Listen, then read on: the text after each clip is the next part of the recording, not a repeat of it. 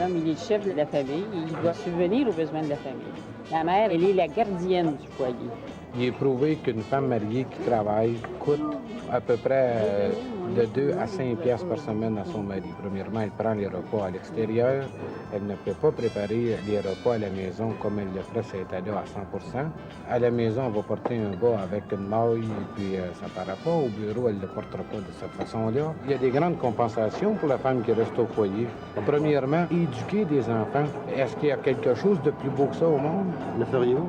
Si j'étais une femme, je le ferais certain.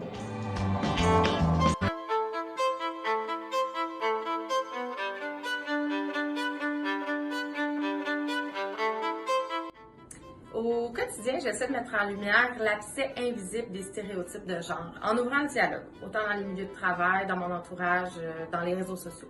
Des phrases du type « conduire comme une femme, se battre comme un homme » ne devraient jamais être banalisées. Ce qui se passe pour de l'humour, c'est en fait du sexisme.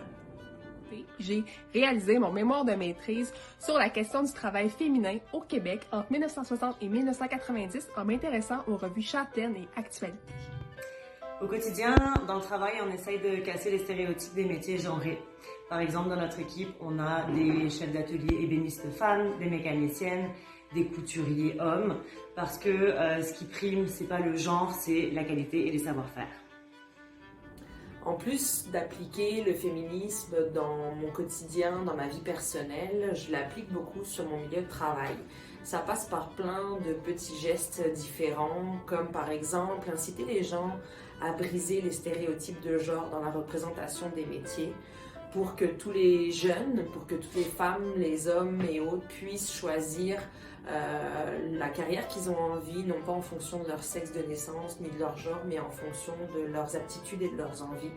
Ça passe aussi par inciter les institutions, les organismes et autres à contrer les inégalités qui peuvent exister sur le marché du travail.